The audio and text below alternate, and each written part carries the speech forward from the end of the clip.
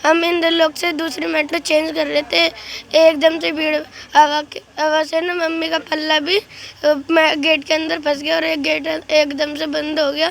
Mummy हम चिल्ला भी रहे थे, किसी ने अंदर से बटन नहीं दबाया ना बाहर से किसी ने खोला। फिर मम्मी घसीटती जो लोहे का पिलर होता है ना वो एंड में जाली लगी रहती है, उन लोग के सर पे लग के मम्मी पटरी पे गिर गई। दिल्ली मेट्रो में एक महिला अंदर घुसती है और उसे पता लगता है कि उसका 10 साल का बच्चा पीछे छूट चुका है। माँ अपने बच्चे को बचाने की कोशिश में बाहर निकलने की कोशिश करती है। उसके एक हाथ में बैग था और महिला ने खुद एक साड़ी पहनी हुई थी। जैसे ही बाहर निकलने की कोशिश कर रही होती है तभी मेट्रो का दरवाज़ा अचानक से बंद हो जाता है। वो तो बाहर निकल चुकी थी लेकिन साड़ी अभी भी मेट्रो बोगी के अंदर थी। दरवाज़ा बंद हो जाता है और मेट्रो चलना शुरू कर देती है। अब मेट्रो जैसे जैसे आगे बढ़ रही थी, महिला खिंचती हुई मेट्रो के साथ साथ घसीटती हुई जा रही थी। अब आसपास जितने भी लोग खड़े देख रहे थे वो समझ चुके थे कि हादसा होने वाला है या हादसा हो चुका है। मेट्रो धीरे धीरे रफ्तार पकड़ती है, महिला घसीटते हुए आगे की ओर बढ़ती हुई जाती है। उसके बाद मेट्रो अपनी फुल रफ्तार पर जैसी आगे निकलती है, मेट्रो स्टेशन का जो आखिरी छोर था जहाँ पे लोहे के कई सारी चीज़ें रखी होती हैं, वहाँ पर जाकर महिला का सिर टकरा जाता है। महिला लुढ़क कर पटरी पर गिर जाती है। इसके बाद उसके 10 साल का जो बेटा था वो भागते हुए अपनी माँ को बचाने के लिए मेट्रो की पटरियों पर कूदता है। फिर पीछे से दिल्ली मेट्रो के बड़े अधिकारी भी पहुँचते हैं और महिला को उठाकर अस्पताल में भर्ती कराने की कोशिश करते हैं। अब जब इस पूरे मामले को संज्ञान में लिया गया तो पुलिस ने कहा कि वो सीसीटीवी फुटेज खंगालेंगे, समझने की कोशिश करेंगे कि महिला के साथ हुआ क्या है। अब दिल्ली पुलिस अपनी जांच कर रही है। दिल्ली मेट्रो के जो बड़े अधिकारी वो कह रहे हैं कि देखिए एक्सीडेंट का मामला था और ये चूक हो गई है तो इसलिए एक्सीडेंट हो गया। लेकिन जब हमने इसकी पड़ताल की तो हमें कई चौंकाने वाली चीज़ें पता लगी। दरअसल ये जो महिला है, इस महिला का नाम रीना है, जो आप तस्वीरों में फोटो देख रहे हैं। इसका एक 10 साल का बेटा भी है और एक बेटी भी है। बेटा 6ठी क्लास में पढ़ता है और जो बेटी है वो 8वीं क्लास में पढ़ती है।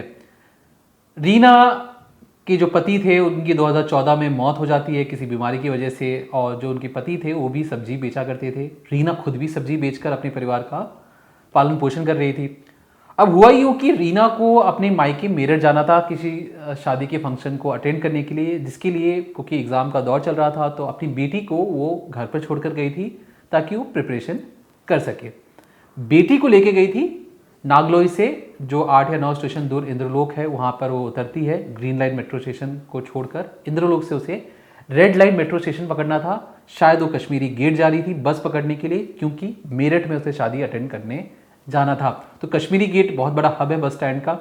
लेकिन इस आपाधापी में क्योंकि भीड़ बहुत ज़्यादा होती है, जैसे ही वो इंद्रलोक जो इंटरचेंज स्टेशन है ग्रीन लाइन से रेड लाइन में, अगर आपको जो दिल्ली वासी हैं जो जानते हो कि ग्रीन लाइन कहाँ से कहाँ जाती है, रेड लाइन कहाँ से कहाँ जाती है, तो इंद्रलोक इंटरचेंज स्टेशन है। मतलब ग्रीन लाइन से आपको अगर रेड लाइन में जाना हो।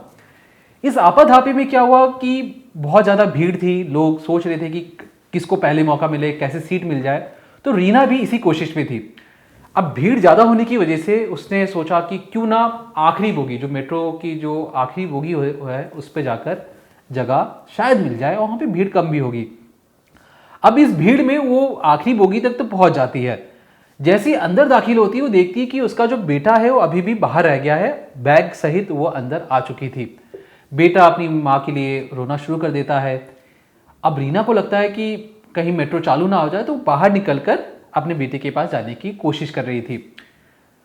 बैग के साथ वो बाहर तो आ गई, लेकिन जो पल्लू था वो अभी भी उसी में जो मेट्रो है उस पर फंस जाता है और मेट्रो तब तक चालू हो जाती है। अब मेट्रो चलना शुरू होती है तो जो लोग मेट्रो बोगी के अंदर थे वो चिल्लाना शुरू करते हैं कि मेट्रो रोको, मेट्रो रोको, मेट्रो कैसे रोका जाए। किसी के पास कोई ऑप्शन नहीं मिल रहा था। अब मेट्रो धीरे धीरे रफ्तार पकड़ रही है। लोग बोगी के अंदर चिल्ला रहे हैं कि अरे मेट्रो को रोका जाए, मेट्रो को रोका जाए। किसी को ये समझ में नहीं आ रहा था कि इमरजेंसी ब्रेक या ड्राइवर से कैसे बातचीत किया जाए। जब तक बोगी के अंदर लोगों ने चलाना शुरू किया, इमरजेंसी ब्रेक के लिए ड्राइवर साहब से बातचीत की गई। एक बोगी के अंदर भी इमरजेंसी सिस्टम होता है जिससे आप ड्राइवर से डायरेक्ट बातचीत कर सकते हैं। उसके ज़रिए कहा गया कि मेट्रो को रोको रोको, क्योंकि एक जान अटकी पड़ी है। जब तक ड्राइवर साहब तक कांटेक्ट किया जाना था तब तक मेट्रो बहुत आगे निकल चुकी थी और जो रीना का सर था वो एक छोर पर जाकर टकरा जाता है। मेट्रो कुछ दूर जाके आगे रुक जाती है। हम यहाँ से मोनागढ़ तक की मेट्रो पकड़ रहे थे। हम इंदर लोग से दूसरी मेट्रो चेंज कर रहे थे। एकदम से भीड़ हवा से ना मम्मी का पल्ला भी गेट के अंदर फंस गया और एक गेट एकदम से बंद हो गया। मम्मी हम चिल्ला भी रहे थे, किसी ने अंदर से बटन नहीं दबाया, ना बाहर से किसी ने खोला। फिर मम्मी घसीटती जो लोहे का पिलर होता है ना, वो एंड में जाली लगी रहती है, उन लोग के सर पे लग के मम्मी पटरी पे गिर गई। तो ये आप उस समय जब ये हादसा हुआ तो वहाँ पर कोई मेट्रो कर्मचारी था मौजूद? कोई पुलिस वाले सारे नीचे खड़े थे, कोई नहीं था वहाँ पे। कोई नहीं था। तो कहाँ मम्मी को कहाँ चोटें लगी थी, आपने देखा होगा? एक बस मेरे सामने तक सर पे लगी थी और आँख पे। उसे चश्मा पहन रखा था। तो जब ये साड़ी फंसी तो वहाँ कोई आसपास और चिल्लाया नहीं कोई कि हाँ रोक लो, या कुछ किसी ने कुछ नहीं कहा?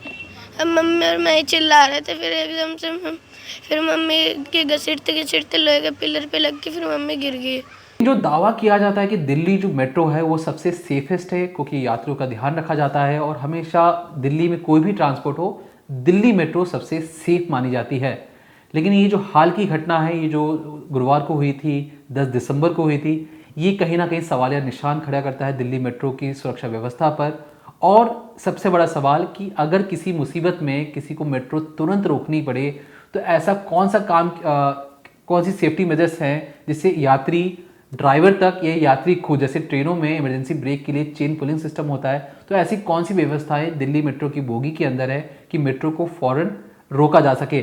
अगर मेट्रो, क्योंकि जब तक उसने रफ्तार नहीं पकड़ी थी, अगर मेट्रो को समय रहते रोक लिया जाता तो शायद रीना की जान बच जाती।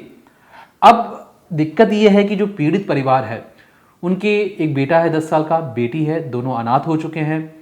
दोनों 6ठी क्लास में थे और एक 8वीं क्लास में था। सब्जी बेचकर गुजारा चल ही रहा था। अब पीड़ित परिवार का कहना है कि जब वो हॉस्पिटल लेके गए तो जितने भी हॉस्पिटल थे सबने पहले आनाकानी की, किसी ने भर्ती करने से सबने मना कर दिया। उन्हें समझ भी नहीं आ रहा था कि इस चीज़ का करे क्या। फिर सफदरगंज अस्पताल में उन्हें भर्ती करवाया जाता है, वेंटिलेटर पर रखा जाता है। शनिवार तक ठीक था, लेकिन शनिवार की शाम होते होते रीना की मौत हो जाती है। अब पीड़ित परिवार चाहता है कि दिल्ली मेट्रो, दिल्ली सरकार उन्हें कुछ मुआवजा दे कि ताकि जो बच्चे हैं इनके पालन पोषण किया जा सके, इन्हें एक अच्छा आदमी बनाया जा सके, क्योंकि ये अनाथ हो चुके हैं। और गलती बिल्कुल भी किसी इंसान की नहीं थी, ये गलती दिल्ली मेट्रो की तरफ से हुई थी, क्योंकि माँ की इसमें कोई गलती नहीं थी। पीड़ित परिवार का ऐसा दावा है। अब दिल्ली पुलिस इसमें ये दावा कर रही है कि वो समझना चाहती है कि कहीं किसी ने धक्का देने की कोशिश ना की हो, कहीं किसी ने बदमाशी करते हुए साड़ी के पल्लू को रोकने की कोशिश ना की हो। तो इसलिए तमाम सीसीटीवी फुटेज खंगालने के बाद वो अपना रिपोर्ट दाखिल करेगी। इसी बीच जो परिवार है वो चाहता है कि उन्हें किसी भी तरीके से मुआवजा मिले। लेकिन मेरा जो मानना है, जो मेरा पर्सनल व्यू है, वो ये मानना है कि देखिए आजकल जो महिलाएं जो शॉल ओढ़ के जाती हैं, साड़ी पहन के जा रही है, तो जो मेट्रो के दरवाजे होते हैं, जो लिफ्ट के दरवाजे होते हैं, अगर आपने इस पर गौर किया हो, जब दरवाज़ा बंद होता हो तो उनके दरवाज़ों के बीच में सेंसर लगे होते हैं। सेंसर का काम क्या होता है कि कोई भी अगर हार्ड ऑब्जेक्ट से कहने का मतलब, मान लीजिए जूता आ गया बीच में, मान लीजिए कोई ऐसी लकड़ी आ गई बीच में, तो मेट्रो का दरवाज़ा बंद होने की कोशिश करेगा और जैसी कोई चीज़ ऑब्स्ट्रक्ट करेगी उसे, मेट्रो का दरवाज़ा दोबारा खुल जाता है। लेकिन ये सेफ्टी मेजर्स, अब क्योंकि हम इंडिया में रहते हैं, विदेशों में हो सकता है कि उनके पास अलग अलग टाइप के कपड़े होते हैं, लेकिन जो हमारे भारतीय जो संस्कृति है उसमें साड़ी का जो पहनावा है, जो हमारे यात्री हैं, जो हमारे पैसेंजर्स हैं, वो जितनी भी ज़्यादा महिलाएं हैं उसमें 70% जो महिलाएं जो साड़ी पहन के ही ट्रैवल करती हैं। तो साड़ी जैसी अगर कोई चीज़ लिफ्ट पर या मेट्रो के दरवाजे फंस जाए तो इसको रोकने के लिए क्या सुरक्षा व्यवस्था करनी चाहिए, ये दिल्ली मेट्रो को सोचना पड़ेगा, क्योंकि ये सिर्फ एक यात्री की सुरक्षा का सवाल नहीं है। उनकी दिल्ली मेट्रो में तमाम जो यात्री जो ट्रैवल कर रही हैं, जो साड़ी पहनकर अक्सर ट्रैवल करती है, क्योंकि भारतीय मूल की जितनी ज़्यादातर महिलाएं हैं वो ज़्यादातर साड़ी भी पहनती हैं, और ये यात्री जो अपनी मूलभूत एक सस्ते पर बहुत ज़्यादा लंबी दूर ट्रैवल करने के लिए दिल्ली मेट्रो का इस्तेमाल करती हैं, अगर उन तक ये खबर पहुँचती है कि एक साड़ी की वजह से, लिफ्ट के दरवाजे में फंसने की वजह से एक महिला की जान चली गई, तो उन तमाम यात्रियों पर क्या बीतेगी, क्योंकि वो एक बार फिर से सोचेंगे क्या हम दिल्ली मेट्रो पर ट्रैवल करें या नहीं करें। फिलहाल के लिए दिल्ली पुलिस जांच कर रही है और जो भी नई अपडेट्स आएंगी इस पर हम आप तक जरूर पहुंचाते रहेंगे। तब तक देखते रहिए क्राइम तक।